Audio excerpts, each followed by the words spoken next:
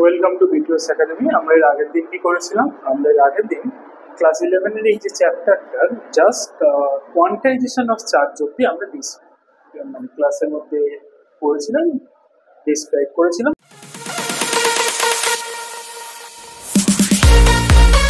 আজকের যে ফার্স্ট টপিকটা শুরু হবে সেটা হলো কনজারভেশন অফ ইলেকট্রিক চার্জেস।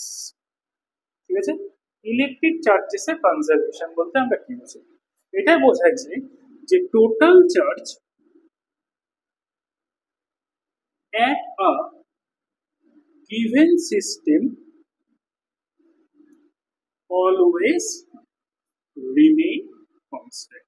ওকে, যেমন আমরা যদি যে কোনো একটা ইকুয়েশন দেখি, chemical equation a plus B এ হয়তো সি প্লাস ডি তে তৈরি হবে। ঠিক আছে, লেটস সে তাহলে এই যে এ আর বি এর মধ্যে total number of electron and proton should be equal to total number of electron and proton of C and D.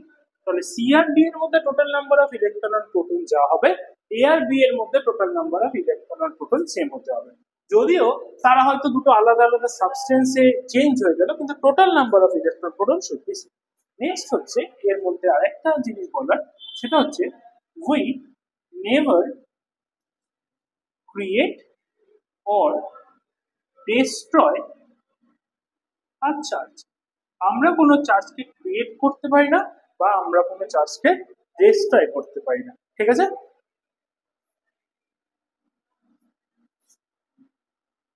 this charge only can transfer from one place to another. Okay, একটা place থেকে অন্য প্লেসে যেতে পারে। This is the main three key point of the conservation of charge. এরপরে যেটা আসে সেটা হলো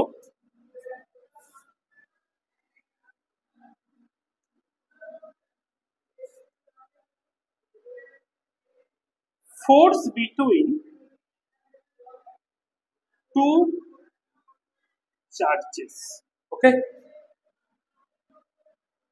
এটাকে আমরা যে ল দিয়ে ডেসক্রাইব করি সেটাকে বলে কুলম্বস ল। কুলম্বস লটা কি? কুলম্বস লটা হলো, আমরা ধরে নিয়ে যাক দেয়ার ইজ আ মিডিয়াম। আমরা প্রথমে এয়ার মিডিয়ামটাই ধরে নিলাম, let's say air medium. Air মিডিয়ামে দুখানা চার্জ আছে, একটা চার্জের ভ্যালু প্লাস Q1 আর একটা চার্জের ভ্যালু প্লাস Q। ওকে, আর Q1 Q2 প্লাস মাইনাস যা হয় সেটা আমরা পরে নিচ্ছি। আর এদের মধ্যে ডিসটেন্স হলো r। ঠিক আছে, তাহলে আমাদের the force between two charges, okay, if এটা কি হবে, this is proportional to Q1 into Q2, Q1 Q2 এর সাথে proportional হবে, and if is proportional to কি হবে 1 by r square। ওকে, তাহলে এই দুটো থেকে আমি একসাথে কি লিখতে পারবো, this if is proportional to Q1 Q2 by r square।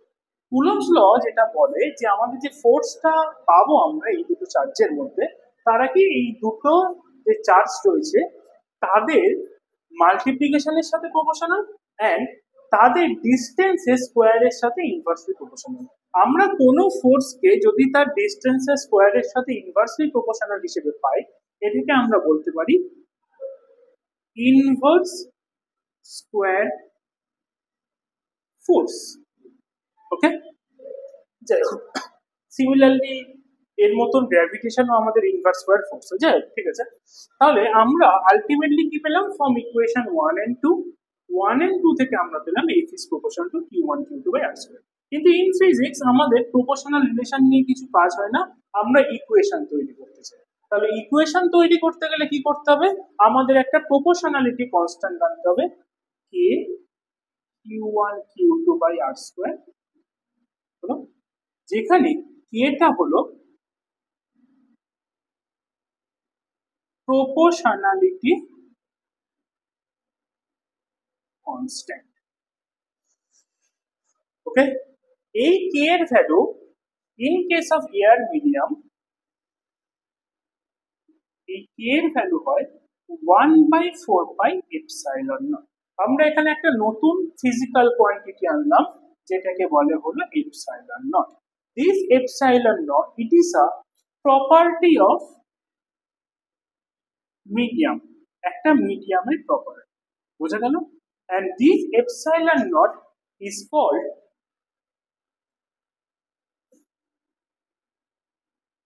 permittivity of medium। ওকে, আমরা এরপর যেটা বের করব সেটা হলো the value, unit and dimension of epsilon naught। আচ্ছা, যেহেতু এটা আমরা এয়ার মিডিয়ামে ধরেছিলাম তাই পারমিটিভিটি অফ মিডিয়াম, এই মিডিয়ামটা কিন্তু এক্ষেত্রে এখানে আমাদের একটা এক্সপেরিমেন্টাল ভ্যালুকে একটু জাস্ট মনে রেখে কাজটা করতে হবে। এক্সপেরিমেন্টাল ভ্যালু হলো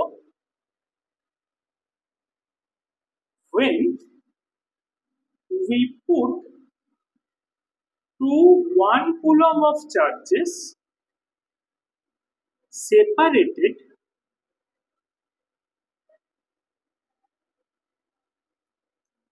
one meter from each other, then we get the value of force between the charges is 9 into 10 to the power 9 Newton। আমরা এই এক্সপেরিমেন্টাল ভ্যালুটাকে মাথায় রেখে আমরা এপসাইলন নটের ভ্যালু বের করব, ঠিক আছে?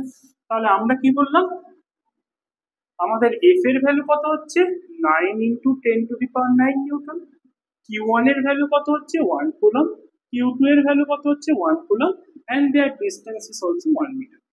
তাহলে আমরা এবার যদি ফর্মুলাটা ইউজ করি, F is equal to 1/4πε0 Q1 Q2 by R square, F এর ভ্যালু বসালাম 9 into 10 to the power 9, this is equal to 1/4πε0 1 into 1 into, তাহলে এখান থেকে আমি কি পাচ্ছি, এখান থেকে আমরা পাচ্ছি 9 into 10 to the power 9 is equal to 1/4πε0, তাহলে which imply that epsilon naught is equal to 1/4π into 9 into 10 to the power 9।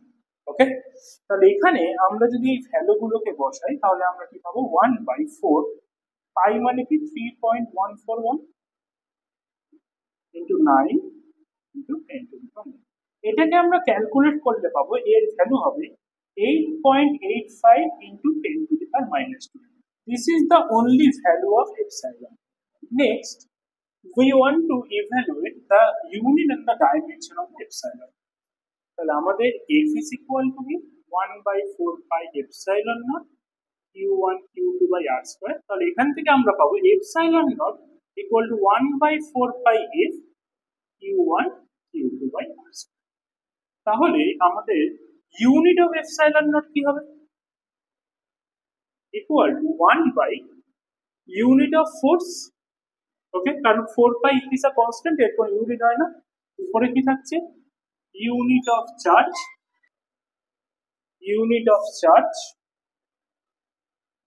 into unit of charge divided by unit of distance square, তাই তো? তাহলে ইউনিট অফ এপসাইলন কি হলো 1/f এর unit কি newton, unit of charge coulomb, unit of charge coulomb divided by metre square. তাহলে this epsilon equal to হলো coulomb square